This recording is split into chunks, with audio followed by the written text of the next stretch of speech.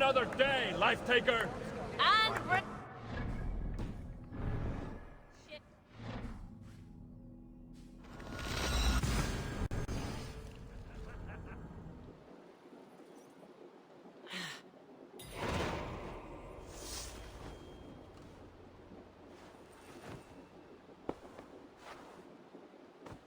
These dark visions oppress me. The warm light of wakefulness is sweet relief. And yet I must see more wherever the darkness leads me. A message from Volka. If I drink the potion, I can return to my vision.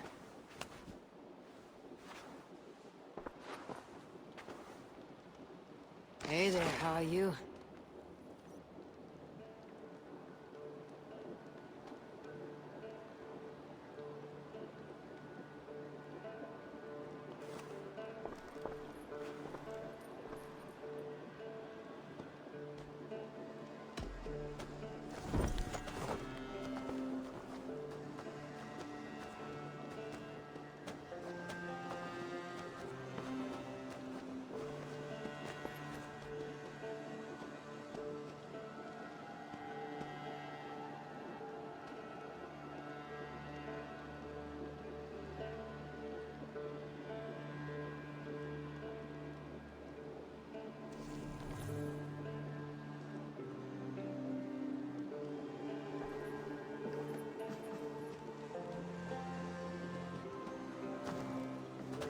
Looks like I have a new letter.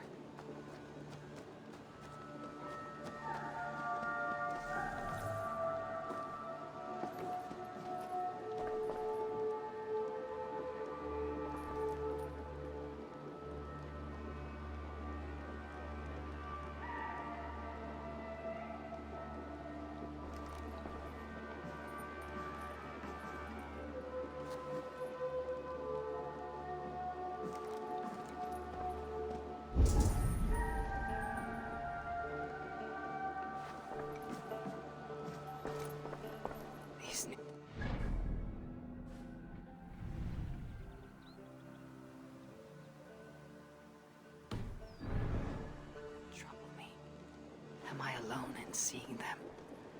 Or do the tales of Svartalfheim hold some other meaning? Perhaps I should warm my bones by the fire. Gather my thoughts for a moment.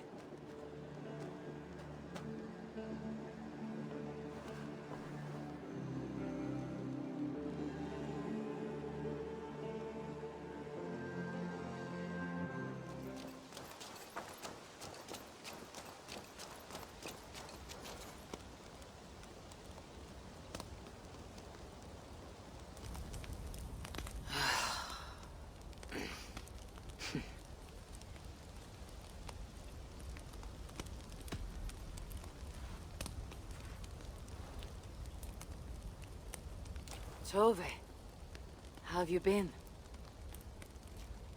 The fire made me think of the myths and legends Sven loved. Would you indulge me with a tale? I would be glad to hear of Svartalfheim. I would not tell it half as well, but his favorite was a fable, to remind us to find meaning in our deeds and not in how others think of us. Svartalfheim was not short of legendary dwarven blacksmiths. Everyone has heard of Ivaldi, of Brucker and Sindri. But this tale is of a stonemason. He lived as far south as he could, where Gulnamar meets Vangrim. His workshop sat upon the shoreline. Obsessed with glory, his love of masonry had all but died. He scoured the shore, seeking precious stones washed up from other realms. Then he saw it. Something beautiful, glittering, shimmering across the water, upon an island he had never dared travel to. He hastily built a boat, working long into the night. He set sail and found many rocks that sparkled and dazzled upon the island. He cried out in joy. To craft anything from such stones, he would be remembered for all time. Then he felt a sudden sting on his foot. Then another, and another. His eyes adjusted to the dark. So consumed was he by his desire for renown, he failed to realize he had walked into a nest of snakes, until it was already too late. And so, clutching the stone that sealed his fate, there he died. Remembered, yes, but only for his folly. Fine tale, Toby, and well told. Sven would be proud.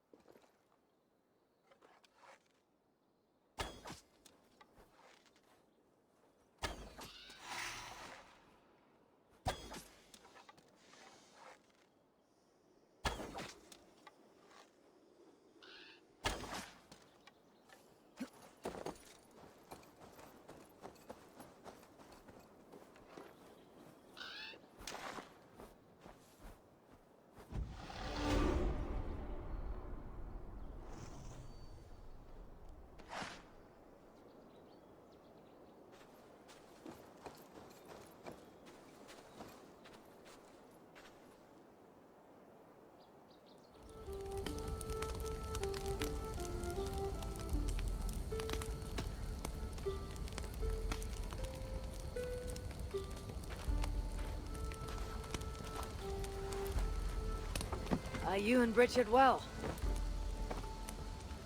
Of course. The flames soothe my mind, as do the tales told here. Do you have one to share, Gunnar? A legend of Svartalfheim. Aye, a story of a king who could not see the wood for the trees.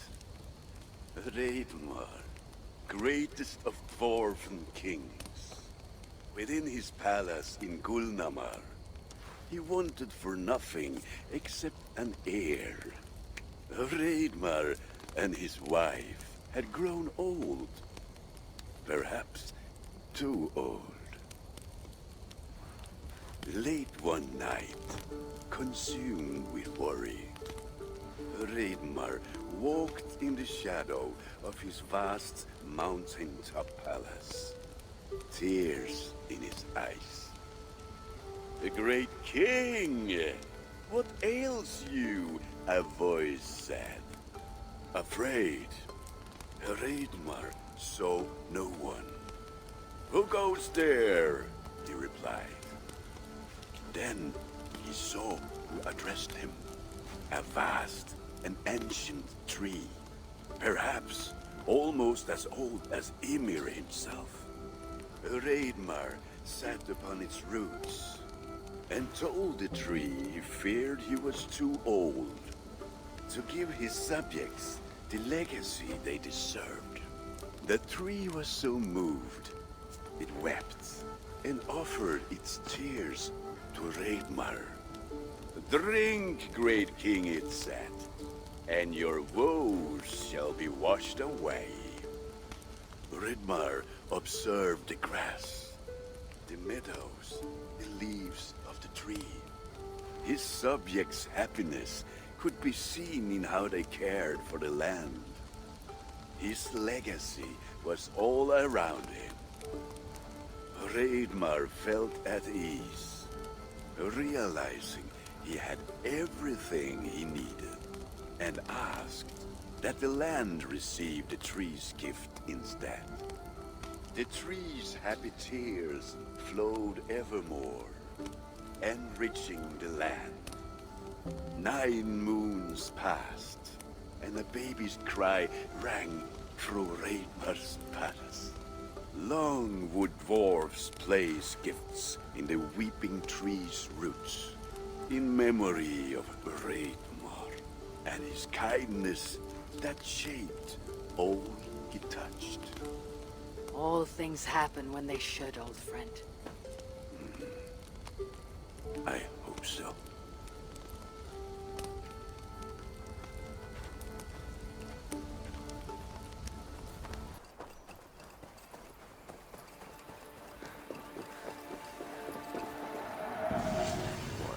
Want this gemstone.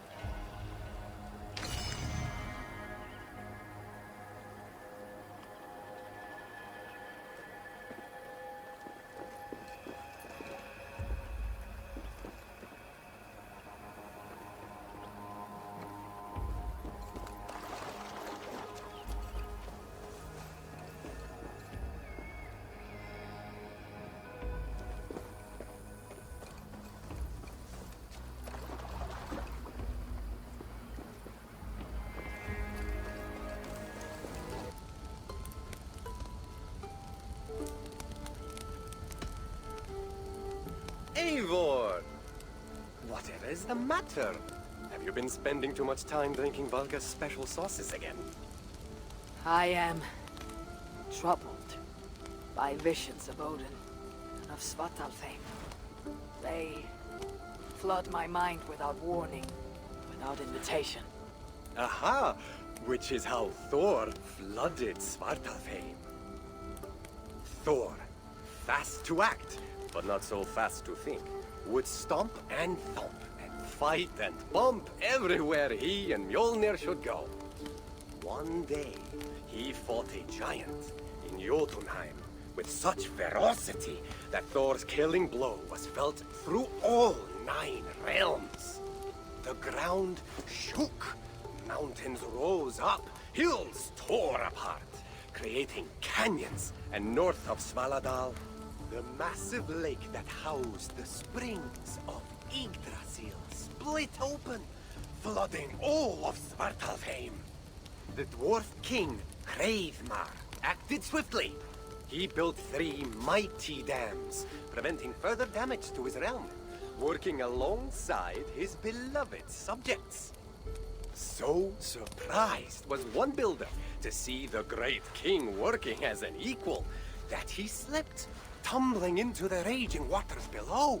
Without hesitation, Hreidmar leapt, once from his horse, and again from the center of the dam's lip, diving into the frightful torrent. Before the builder could even cry for help, Hreidmar was pulling him onto dry land. And so 2 giant statues were built to honor the king, one for each leap of unthinking bravery, and stood until the end of days. Until Ragnarok. Aye! So you see, actions ripple outward, like a stone falling into a lake. Or like Thor crushing a Jotun skull with Mjolnir. Affecting everything, whether foretold or unknown. I fear my tale has only worsened your concerns. No, a good story is a log that feeds a mind's flame. Thank you, friend.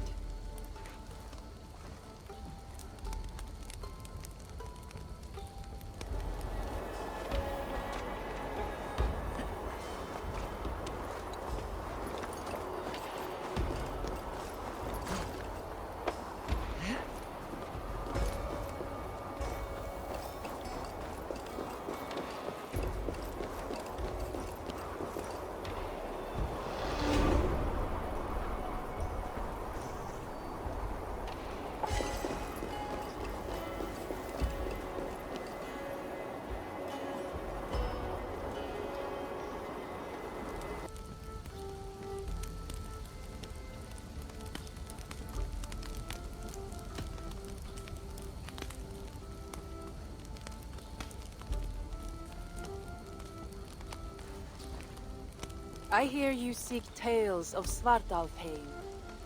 You are not alone in your glimpses of the Aesir. You have seen them too. No. Only the power the visions hold. and their effect on those ones held dear. You speak of Sigurd. Do you want my tale or not? There was a dwarven miner who cared only for his work. Mining was all he knew, all he wanted to know, and all he would ever know. One day, he heard a strange noise. All his long life, working in the northern mines of Vangring, he had never known a boulder to squeak. He ignored it at first, but as the hours passed, the squeaking continued relentlessly. When the miner could take no more, he split the boulder apart with his pick, and then he saw a squirrel. Until now, pinned by the boulder, afraid and tired, the freed squirrel climbed into the miner's long beard and slept for 3 days. When the dwarf awoke the next day, he found fruit and nuts waiting for him. A gift from the squirrel, the first the miner had ever received. Finally, the miner had a friend. The squirrel led the dwarf to a stone hill within a lake. There, the dwarf would fish for supper, while the squirrel played in the trees.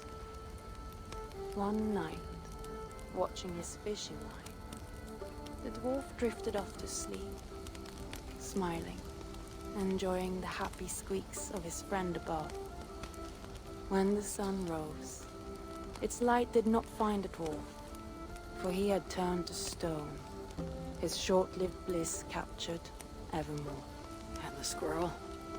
It never left his side, hoping his friend would awaken, just as the miner had waited for the squirrel to do the same.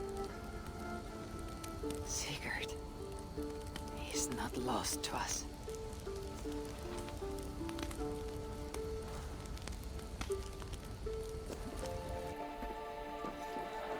Again, that dwarf spoke of such.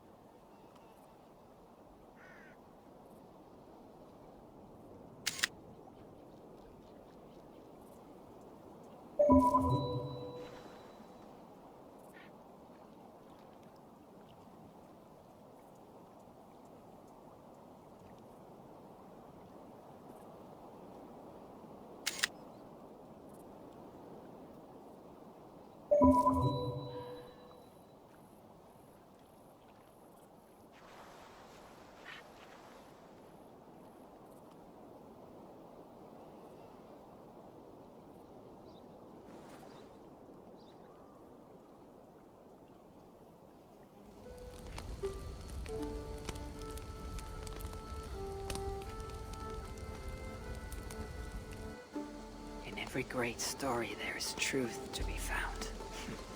I wonder what could be found in Svartalfheim in the place they spoke of.